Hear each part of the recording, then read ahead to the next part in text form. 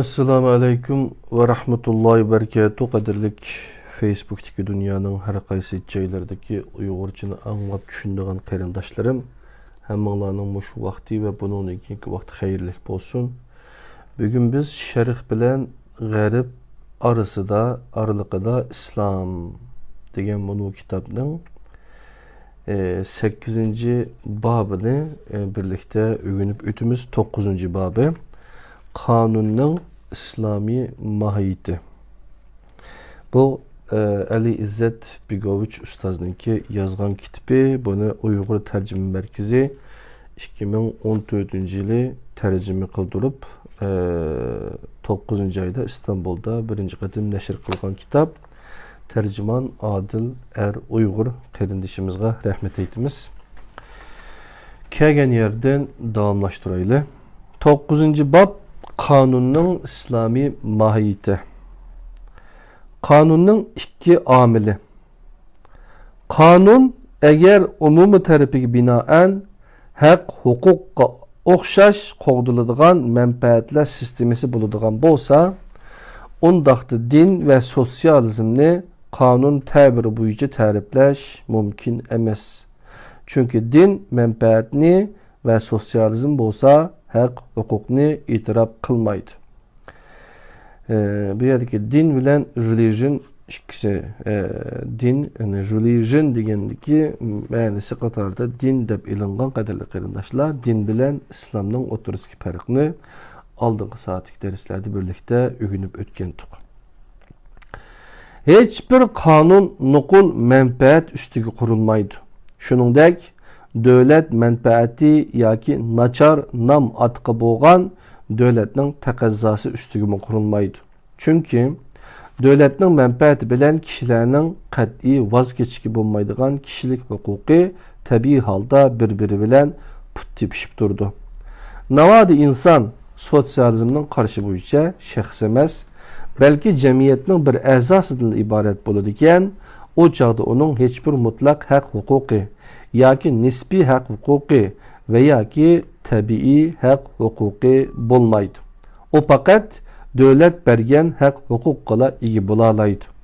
Jamiyat a'zolarining uningdan boshqa hech qanday haq huquqi bo'lmaydi.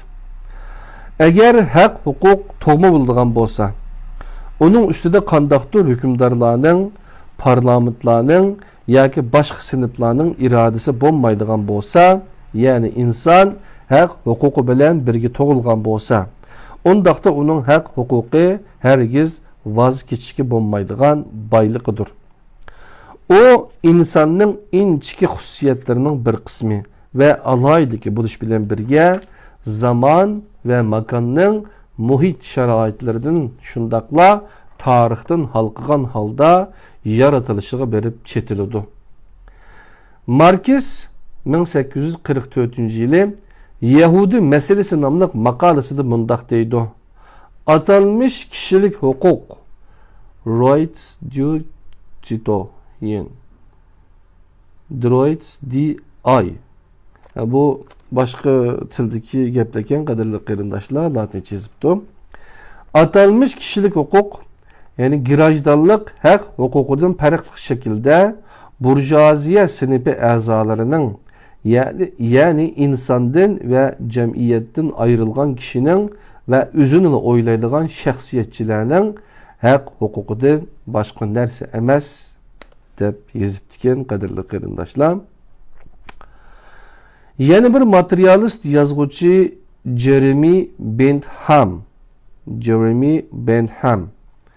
kishilik huquqdan qattiq nafratlangan holda so'z qilib, kishilik huquq bir ahmoqonalikdan iboratdir.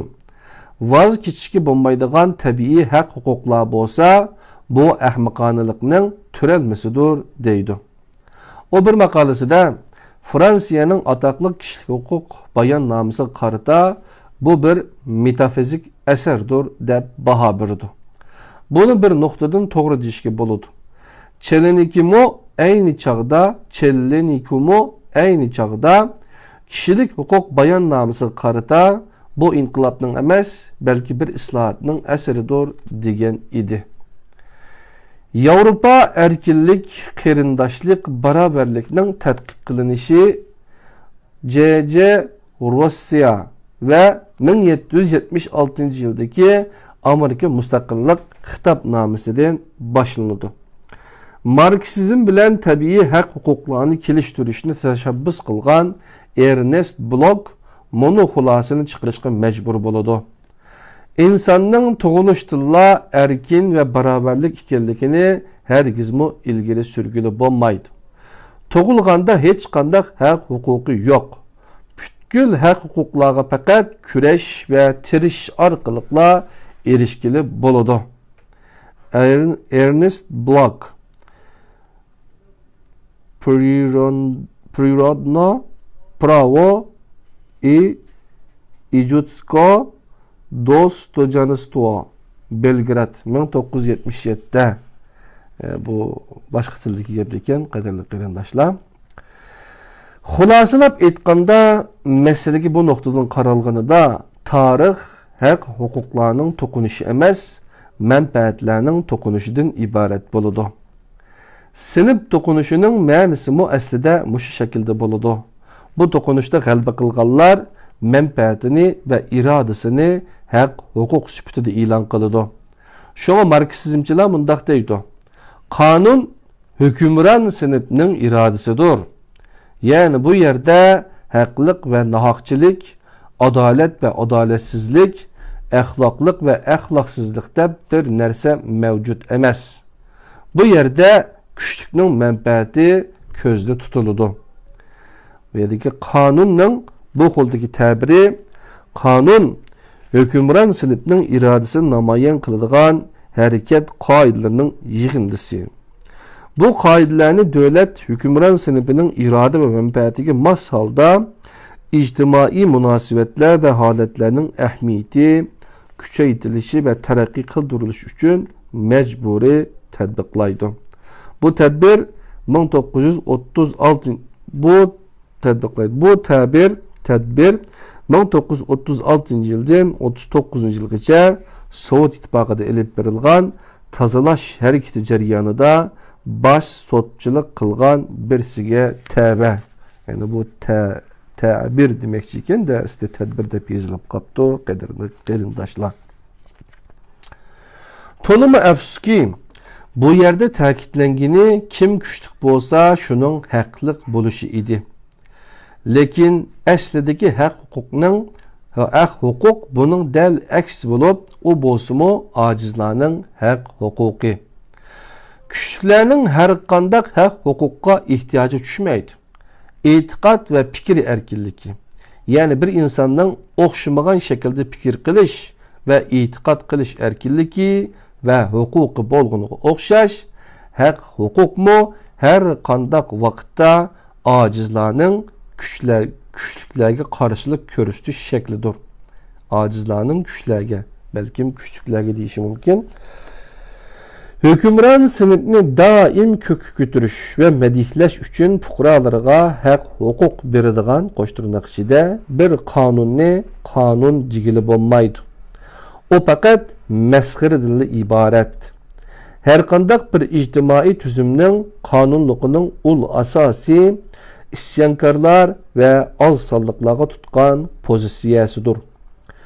Kuchliklarning hukmronligi amaliyot bo'lsa-mu, biroq hargizmi ularning haqqi hisoblanmaydi. Kuchliklarning hukmronligi cheklanishga boshlanishi bilan qonun o'z kuchini ko'rsatishga boshlaydi. Albatta, bu cheklamalar ojizlarning manfaatiga foydali bo'lishi kerak. Diktatorlik qonunning o'limi deganlikdir. Blokning gibiga bu xusus proletariyatning diktatorligiga nisbatan o'xshash. Proletariyatning diktatorligi qonun bilan cheklanib bo'lolmagan va kuchga tayangan hukmronlik emasmi? Amaliyot shuni ko'rsatib berdiki, proletariyatning diktatorligi her yerde sekretariyatning diktatorligiga o'zgarib ketgan. Bunun izohati 1920 yılı e'lon qilingan Sovet hokimiyatining buningdan keyingi vazifalar haqida nomli maqolasida Lenin mundaq deydi: Sovet organları tarafından tanlangan yoki tayinlangan boshquruvchilarning buyruqlariga xizmat asnosida shartsiz bo'ysunmaydigan ahvollar hali ham mavjud. Lenin Sochininya 4-nashri, Moskva 1955 yili. 1979 yili iyunda Xitoy bo'yicha eng nupuzli kundalik gazet Jasurlarcha bir ishni e'tirof qildi. Keyingi 10 yil va buningdan texmi uzun yil proletariat diktatorligi nomi ostida bilinayotgan narsa amaliyotda feodal faşist tüzümüdür. Eğer mavzudan ölüp ketmegen bolsa, o hazırmı emgekçi xalqning hakimiyeti bolgan bolatdı. Bu sebepten izahat tügüdü. Kanun bilen çekilinip bulanmagan, proletariatın diktatorluğu, kanun bilen çekilinip bulanmagan ve küçük tayangan hükümranlık emes mi? Emine şunu körüsüpədi ki, proletariatın diktatorluğu her yerde sekretariyatının diktatorluğu özgürüp ketken. Bu sebepten kanunun hükümran sınıfının iradesi işkenliği münasibetli qaraş, kanunni inkar qilish deganlikdir. Kanun siyasetning tedbiridir. Lenin deptiken bu gapni. Tabiri bilen her kanuni an siyasi anның bir kısmıdır. Sözü Vishiniski deptiken. Vishin degan söz bilen o'xshash. Kanunning inkar qilinishi shubhisizki dinning inkarı bilen yaqindan munosabati bor. Yani bu materyalizmlik felsefenin bevosita chiqargan xulosasidir. Çünkü küçüklerinin hak hukuklarını cheklash dindan boshqa yana nimada tashabbus qilinadi? Yoki bo'lmasa bir millat mal mülkini asalla bir uchum az sonliqning qo'liga nima deb tutqizib qo'ysin? Yoki qandaqmi ularning zulmlariga sabr qila olsin? Amerikada aqtanli ko'chmanlar yerlik xalqni yurtlardan qo'g'lab chiqarganda acaba qaysi prinsiplarni dafsana qilgan bo'lg'iydi? Agar qonun hukmron sinfning irodasi bo'lsa, undaqda ular buni qonunning taqozosi bo'yicha qilgan bo'ladi. Chunki ular ham kuchlik, ham ilg'or. Boshqacha qilib aytganda, qo'shtirnoq ichida hukmron sinf edi. Marks sermaye ile birikken vaqtni ta'riflaganda kapitalistlar qaysi prinsiplarni dafsanda qilgan bo'lg'iydi? Agar qonun hukmron sinfning irodasi bo'lsa, undaqda kapitalistlar tirnoq ichida hukmron sinf bo'lganlikdan yoki emgak kuchini suiiste'mol qilish ularning irodasi bo'lganlikdan zulm qilmasdan qonunning taqozosi bo'yicha ish ko'rgan bo'ladi. Bu sababdan suiiste'molga qarshi chiqqan ishchilar qonunga xiloflik qilgan hisoblanadi. Chunki hukmron sinfining irodasiga muxolif ish tutgan.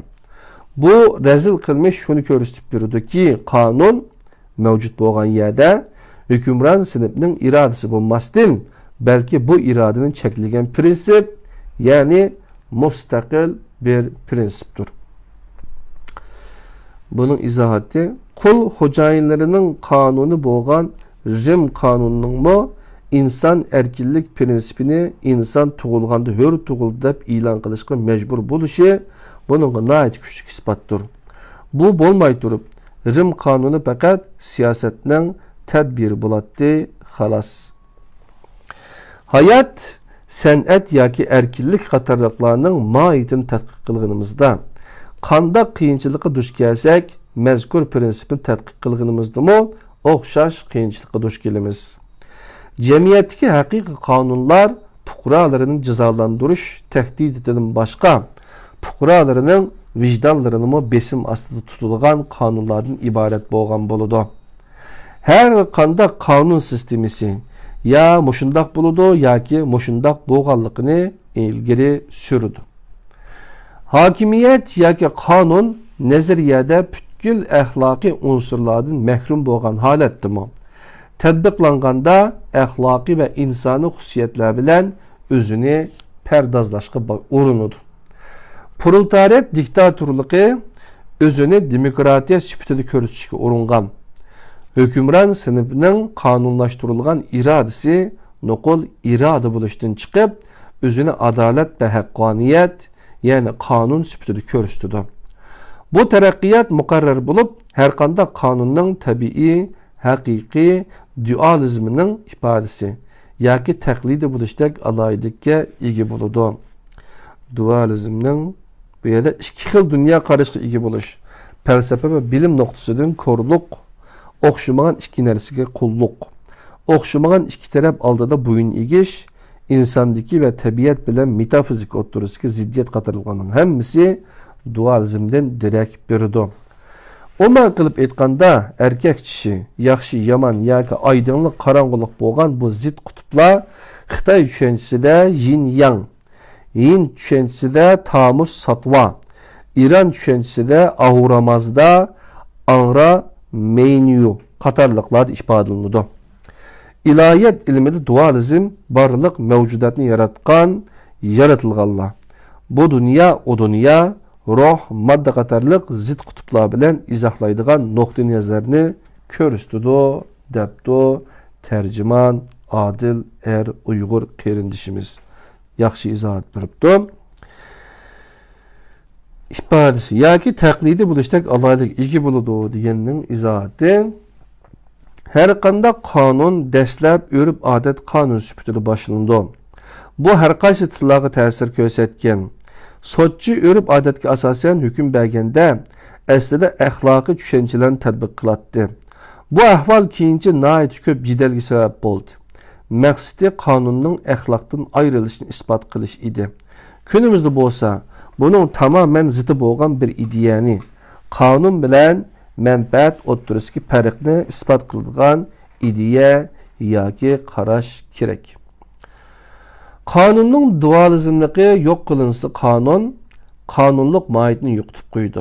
Bir tarafdan manfaat, hokimiyat, siyosat. Rim tadbir bo'yicha aytganda manfaatchi siyosat saviyasiga tushib qolsa, yana bir tarafdan nuqul abstraktlik fikir yoki axloqiy chaqiriqqa aylanib qoladi. Her ikki xil ahvol qonunlik mohiyatidan mahrum bo'ladi. Bu sababdan xristianlik bilan materializm qonun barpo qila olmaydi. Chunki qonun nuqul bir prinsipga tayanmaydi. Xristianlik qonunni dunyoni tartibga solish uchun faqat xiyoli g'ayrat, muqarrar mag'lubiyat bilan oxirlashadigan prinsip sifatida ko'rishga majbur. Xristianlar Hazreti İsa'ni Tevratning adolatining o'rniga so'ygini barpo qilish uchun zaminga kelgan deb qaraydi. So'ygi dunyoviy bo'lmasdan eng yuksak bo'lgan o dunyolik fazilatdir. Hazreti İsa sotchilikni rad qiladi. Luqa 12:13-15.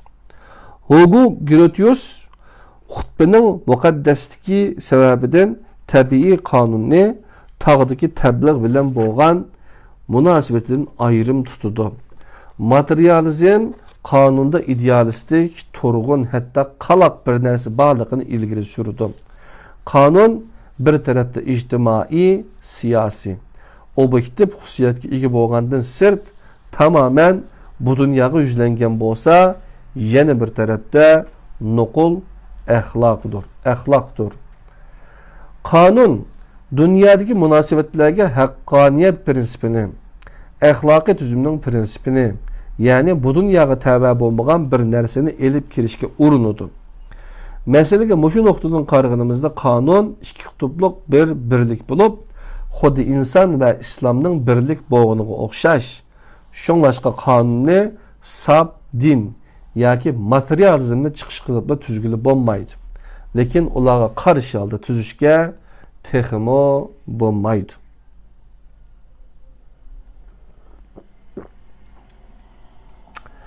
İnsan şerfi, şahsiyeti, niyet, hakkaniyet, vaz keçkili bo'lmaydigan kishilik haq huquqlariga o'xshash narsalarning qimmatini bekitmay turib, xristianlikning yakunlari, tajriba saboqlari va barpo qilgan prinsiplarni hisobga olmay turib, qonun tuzib chiqilib bo'lmaydi. Yana bir tarafdan bu dunyoning qimmati va ahamiyatini tanimay turib, manfaat va kuch bo'lmay turib, yani Yahudilikning yakunlari, tajriba savaqlari va barpo qilgan prinsiplari bo'lmay turib, yana qonun tuzib chiqish mumkin emas. Bundaq bo'lganda ma'nisiz bo'lib qoladi. Qonun Hristiyan dunyo qarshi bo'lmasdan mumkin bo'lmaydi. Yahudilik dunyo qarshi bo'lmay turibmi ma'nisiz bo'lib qoladi. Bu ikki dunyo qarishidan ro'shan chiqib turdiki, har bir qonun tabiati nuqtasidan islomiylikqa ega. Shunlashqa Hristiyanlik va Yahudilik o'zining aslidagi qonunni tuzib chiqishga muyassar bo'la olmagan. Bundaq bir qonunni faqat islomla barpo qila oladi. Qonunga tarix nuqtasidan qaralganida qonun kültür yoki voyaga yetganda meydonga keladigan davriy hodisa bo'lib, insonlarning engida diniy va ijtimoiy siyosiy amallari tangpung bo'lgan chaqda shakllangan. Bu ahvol diniy tasavvurlarning hali ham kuchlik va insonlarning qarash va harakatlariga ta'sir ko'rsatib kelayotgan madaniyatlik davrining aqliy va manfaatchi qarashlari bilan zo'r darajada cheklangan mezgilga to'g'ri keladi. Qimmatini dinmi tasdiqlagan inson bilan birlikda mustaqil bir boylik sifatida jamiyatni o'ttirg'i chiqadi. U vaqtida ular bir-biriga teng ikki boylik bo'lib, o'ttirisidagi tangpungliq turtkisida islomiy tangpungliq qonun shakllanadi va taraqqiy qiladi. Buningga tarixdagi eng dangliq 3 qonun sistemasining meydonga kelishi shahid bo'la oladi. Bular Rim, İslam ve Avrupa kanun sistemleridir.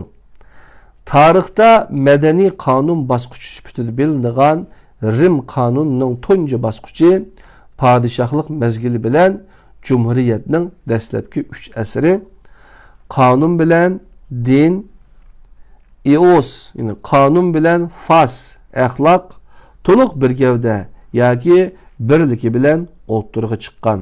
Amaliyotda qonuniy prinsip bo'lgan eosning maiti, ya'ni qonun, diniy prinsip bo'lgan fasning maiti va ta'turisi hisoblanadi. Fas degan axloq degan gapga. Keyincha mazkur ikki prinsip bir-biridan ayrilib ketgan. Biroq Rim madaniyati va Rim siyosat, ya'ni davlat qarashining stoaji axloqiy va diniy falsafaning ta'sir ostiga kirishi qonunning taraqqiyoti uchun zarur edi. Rimning tatbiqchi prinsipi bo'lgan utilitas, stoaji idealistik hukm bo'lgan lex universalis bilan birlashtirilgan. Bu yerga izohat beribdi. Rim qonunining yuksak pallaga erishgan qismlari Stoaning cho'nqur ta'siriga uchragan. Masalan, qonunning qoida prinsiplari tuvandikicha: samimiy durust bo'lish, boshqalarga haqorat qilmaslik, hamma odamga odillik bilan muomala qilish, boshqalarning ulushini berish. Ne Rim medeniyetinin, ne Stoacı felsefesinin öz aldığı Rim kanununu barlığı keltirişige imkaniyeti yoktu. Bunun degan gap kendisi izahatı. Rim kanuncuları miladeden ilgili 150. yılda aynı devrinin en büyük Stoacılardan bo'lgan Panetius'ның Rim'de yaşavatkan mezgilede Stoacı tabii kanun bilen uçraşkan idi. Bunun en önemli neticesini Kikyorin'nin eserleri teşkil kıldı. Stoacılıkның Rim kanunun körsetken tesir hakkında P. Barst Dia Stoa 1909 yılda neşr kılgan 120. betiden eliniptiken bu gaplar qadirli qarindoshlar. İslamda kanun ve teolog tilga ilinganda şəxsi birlik hukumi aldınqı planga çıkıdı. Asasen dügedek bütkül çoğun dini hakimiyetler kanun eserlerini neşir kıldırgan. Mesela izahatı meşhur İmam Ebu Yusuf Maliye hakkında bir eser, yani Maliye şunasıqını yazgan. Eş-Şeyban isimlik yeni bir dini alim bolsa uruş kanunu toğruluq bir eser, Ceng hakkında kitap yazıp çıqqan.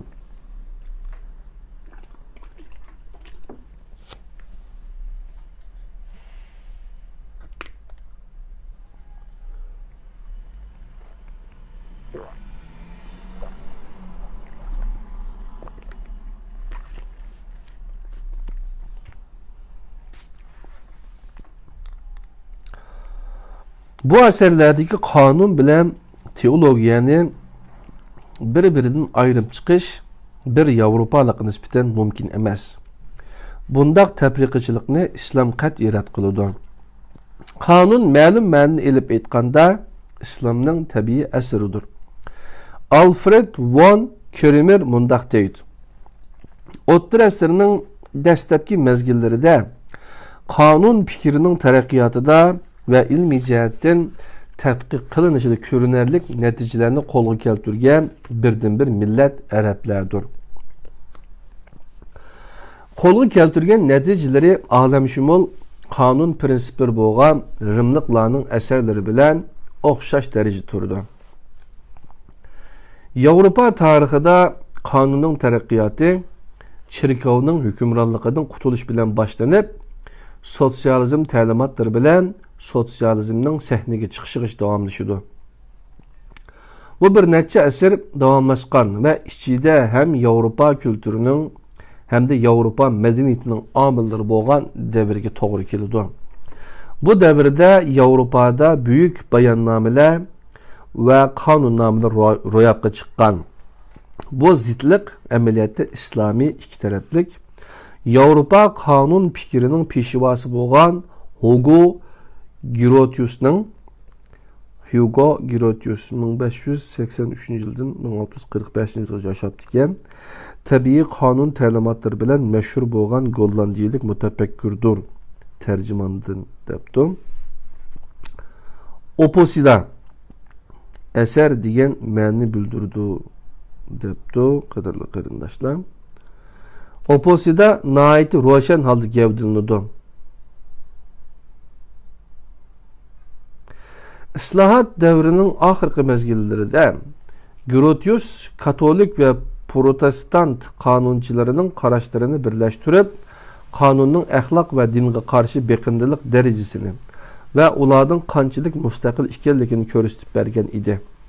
Keyinchi bir qism yozuvchilar bu dualizmni ko'z tutib, masalan, Wegener ve Ahrenes kanun bilen ahlakның bir-birinden ayrılışını Grotius'ның çoğ töhfelerinden biri sifatida ko'rsatdi. Başqalar bo'lsa bunun aksini ilgari sürüşüdü. Mesela Kirchman. Kanunun aslidagi manbasining Allah ekanligi qarashi bo'yicha Grotius nihoyat keskin holda her kanunning dinga bog'liq ekanligini o'ttirg'i qo'ydi. En aşkın radikal Marksizm devlet endizisimi kanunun müstakilligini yok qilish mümkün emas. Amaliy tadbiqda nihoyat aniq bo'lgan nazariy prinsiplardimi hokimiyatning irodasi bilan kanun o'xshash shaklda bo'lmaydi. İkisi o'rtasida halqib o'tish mumkin bo'lmaydigan cho'ng yoki kichik hang doim mavjud bo'lib turdi. Sotsializm bilan taraqqiy topgan müstakil ve erkin bir kanun sistemisi bir-biriga mos kelmaydi.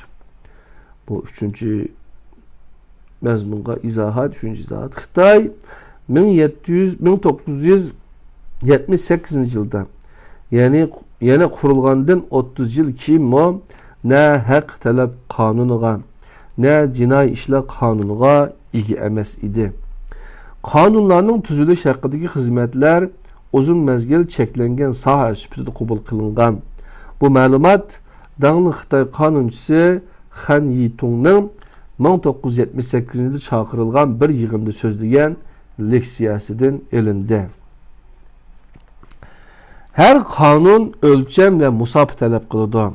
Sotsializm bo'lsa vositsiz harakatga, obyektivlikqa, bevosita harakatga moyil keladi. Fizika ve biyologiyaning prinsiplarini, qonuniyatlarini ve ideyalarini ijtimoiy turmushga tatbiqlashga uringan sotsializmda kanunning qat'iy e'tibori bo'lmaydi. Chunki qonun fizikaga zid hodisadir. Fizika bo'lish kerak degan prinsipni qat'iy e'tirof qilmaydi. Her hususda qat'iylik talab qiladi ve bu mundaq edi deydi. Bunun izohati iki dünya urushi arasidagi mezgilda tonilgan Sovet kanun nazariyatchisi Yevgeniy Pasukans Stalinning tazalash hareketi esnasında yo'qolib ketgan debdi. Nait ochiqili mundaq deydi. Proletariat qonuni deb bir narsalar asla mavjud emas. Bir narsa asla mavjud emas. Şunlaşqa sosyalizm qonuni bo'lmasin bo'ladi. Yani ihtiyacımız düşmeydi. Bunu Rudolf Sohimning bunun zid, lekin o'xshash turdan bo'lgan Hristiyan qonunini inkar bilan selishtirish kerak. Çirkav qonuni çirkavning o'zi bilan ziddiq ishida. Rudolf Sohim Çirkav qonuni degan asardan elinibdi, qadrli do'stlar. Atalmış xalq demokratiyalarida sot mahkumalarining e'tiborining tubanligi qonun bilan bo'lgan ideologik munosabatining ifodasidir. Bu noktada qonun barliq besimlarning aksicha hükümran sinfning irodasi sifatida emas, tabiiy qonun sifatida qoladi. Qonunning vositasiz ijrochisi bo'lgan sot mahkamasi mu qonunga o'xshash muomalaga duch keladigan bo'lib, nazardan tushib ketadi. Advokat kasbimi o'z jamiyatidagi e'tibor nuqtasidan o'xshashdir. Bu holdagi hokimiyatlar qonunni siyosat darajasiga, sot mahkamasini bo'lsa sekretarlik saviyasiga tushirib qo'yishga urinadi. Lekin hokimiyatlar bu xususda hech qachon muvaffaq bo'lolmaganlikdan sot mahkamalaridan qochishga urinadi. Zürür tepilganda amanlıqni saqlash idoralari, idora muassasalar ve kollektiv yig'ilish orunları sayesinde yani sot mahkamasiz ve kanunsuz vositalardan foydalanib bevosita tatbiqlashga tirishadi. Devlet bilen hakimiyet fiziki yani maddi güçnün ifadesi bo'lgan bo'lsa, sot mahkamasi bilen kanun ahlaki güçnün ifadesidir. Sot mahkamasining kanunning ma'naviy gücünün devletning maddi gücüge to'g'ri keladiganligini qabul qilish, fikrning maddidan ruhning mo ashyo va narsalardan ustunligini qabul qilish deganlik bo'ladi. Agar buni barobarlik yoki hokimiyatning maddi gücünün ustunligi deb tushungan taqdirda sot mahkamalarining mustaqilligi mantiqsiz bir prinsip bo'lib qoladi. Her qanday kültür ve her dinde mevcut bo'lgan mezkur prinsip ateist devlet tüzümünün mo mevcut buludu. Çünkü bu tüzüm tayangan prinsipka ziddir. Bu memleketin izahatı, bu memleketlerde sotçularının ömür vayet sotçu buluş prinsipi. Bu sotçularının müstakillik ve fuqaralarının hak ve hukuklarının kapalatçısıdır. Bir karşı prinsip yani qaytadan saylanış prinsipiga o'zgartirilgan. Qaytadan saylanış prinsipi sotçularni hokimiyatga bevosita beqindiradi. Sotçular o'zlarini qaytadan saylaydigan rahbarlarning himoyasiga erishishni ko'zlab, yaxshiroq bo'lish uchun harakat qiladi.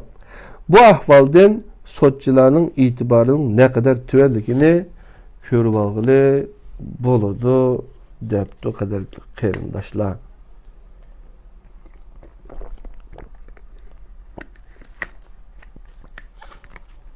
Şekilvazlık, öz kanunlarına riayatsizlik ve izcil halde prensip belgileş koşturmak işide.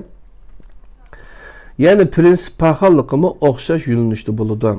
Bu ahval yani bevosita hareketga o'tish bo'lsa, siyasi hareket yoki rahbarlarning siyasi qaror, maktub, chaqiriq, hatta sözlerini kanunning o'rniga dastitish qilmishlarining ifodasidir. Bunlar asasi kanun ve kanunlardan texmi mühim orunda turdu. Mavzudunun ideyelerini eslep bakaylı.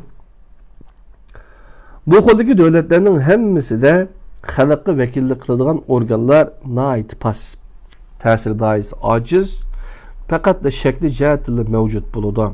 Ammo ijroiya organlari bilan tadbiq organlari, sot mahkamalari ve advokatlarning oldida nait cho'ng huquqqa ega. Bu devletlerin hemmisi sot mahkamelerini itoatkar bir muassese haletiga tushirib qo'yish uchun harakat qilishdi. Biroq bu sahada to'liq g'alaba qilishga muyassar bo'lolmadi. Bu ikki xususning har ikkilisi o'z oldiga qonunning mohiyatiga va din, qonun, ateizm o'rtasidagi munosabatga ishorat qiladi. Adaletga dair her kandak bir iş hakkında söz boğanda insanlar asasen digidek yani müstesnasız ruhku yüzlenip bununla asasen hareket kılıdı. Bir kişi cinayet sadır kılganlıkını itiraf kılıp bunu üzü halap kılmaganlıkını etse ondakta davagar bu iş kandak pozisiyada buludu, pozisiya tutudu. Cinayet sadır kılganlıkı ispatlanıp neticelerinden başkalar haber tapsa ve bu haqda hiç kandak ixtilaf çıkmasa ondakta karşı taraftakiler kandak kılıdı. Bu haqda nimelerni deyişidi? Bularning urinishlarının objektiv reallik bilan hech qanday munosabati yo'q bo'lib, faqat sirtqi masala atrofida aylanib turadi. Bu masala qasdlik bilan tug'dirilgan bo'lib, sirtqi dunyoda emas, insonning ichki dunyosida jarayon qilgan hodisadir. Agar isbotlangan narsalar haqiqiy bo'lgan bo'lsa, bundaq ahvoldimi bo'la faqat qasdlikni isbotlashga yordam qilgan taqdirda andın joyiga tushgan bo'ladi. Buningdan boshqa bunda qonun ishlarida aloqador shaxslarning har qanday qasdlik, istak va irodaga munosabatli narsalarni bundaq chog'da aslidagi qilmish va uning natijalariga qaraganda texmi muhim deb qaraydi. Buninglik bilan ularning hammasi bilib bilmay obyektivlik va reallik qaraganda ishning ma'naviy qismiga bakrak markazlashidi. Vazifasiga sal qarab cho'ng bir fojia ve 100'ge yakın işçinin ölümüge sebep olan bir kan işçisinin cezası bir putu görgü sangılgan, yaşınıp kalgan bir ayalını menfaatini közlep öldürgücü qaraganda texmi jinik boludu. Mantıksız koşturnak şeyde ve bizge her vakit nait eğir kildiğen bundaq bir hüküm ruhunun mevcutluğunu ve maddi dünyada cereyan kılgan bir hadise hakkında emas, cinayet sadır kılgışının roydu boğan bir nersi hakkında karar bergerlikimizni körüstüp bermemdi. İnsanların hüküm ve adaleti Allah'ın hüküm ve adaletini taklit kılışkı mail buludu. İnsanların adaleti niyet, maillik, istek ve irade katarlık neslerini qanchalik dikkat itibarga alsa ilahi adaletke şunçilik yakın buludu. Sizlar severlikten qilib sağgan ishlarda sizlarga hech gunoh bo'lmaydi. Lekin qasddan qilgan ishinglarda sizlarga gunoh bo'ladi. Alloh nihoyat mag'firat qilg'uchidir. Nihoyat mehribondir. Furqon surasi 5-surining 30-surining 5-oyati. Niyetni nazarga olish az bo'lsa Allah'ın mevcutluğunu itiraf qilish ve materializmni rad qilish deganlik bo'ladi. Sizlar severlikni qilib sağgan ishlarda sizlarga hech gunoh bo'lmaydi. Lekin qasddan qilgan ishinglarda sizlarga gunoh bo'ladi. Allah nihoyat mag'firat qilg'uchidir, nihoyat mehribondir. Niyetni nazarga olish az bo'lsa Allah'ın mevcutluğunu itiraf qilish ve materializmni rad qilish deganlik bo'ladi. O'xshash mantiqining zid bir yakun bilan material felsefeni, mesuliyet hukmini yani adalet ve günah hukumlarını inkar kılışka ve objektif bir prensipini yani ictimai himayi prensipini otturu koyuşka kandak türkü bolduğanlıkını hazırla düşünüp yetimiz. Bu ahval tamamen prensipka muvaffıktır. Kadirli kırındaşlar okuvatkanımız Ali İzzet Bigovich'nin ki bu kitabı yani şerh bilen garip aralıkıda İslam degan kitap kadar kıyırdaşlar. Bu İstanbul kitapxonalarda ba elip okup alsanlar buludu canım dostlar. Ceza ve ictimai himaye.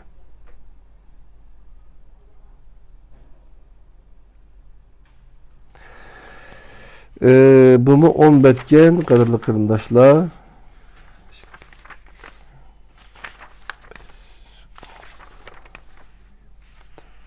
Yani 7-20 betken bunu okusak yine 1 saatini eş bildiğine kadarlı kırındaşlar hazır mı? 40 minut, 30 minut, 40 minut boptu. Bunu biz ikinci bir saatte 24. dersimizde şerh bilen garip arlıkada İslam'da ceza ve ictimai himaye dep ikinci babdan 9. babdan kelgen yerimizden başlayımız. Ondan keyin fursat bolsa 10. bab nokul dini ve nokul materyalizm mevcut emas degan mezmunlarni eğer kirelesek, başlap kessek boludu qadarly qarindaşlar. Anda olsa bugünkü tedbir yay Şerq bilen Garb aralykda İslam Ali İzzet Begovich'nin Kanunun İslam mahiyeti degan mevzu mişada tügüdü. Ete inşallah caza ve ictimai himayeye ütümüz Allah'ın özgü amanet. Esselamu Aleyküm ve Rahmetullahi ve Berekatuhu.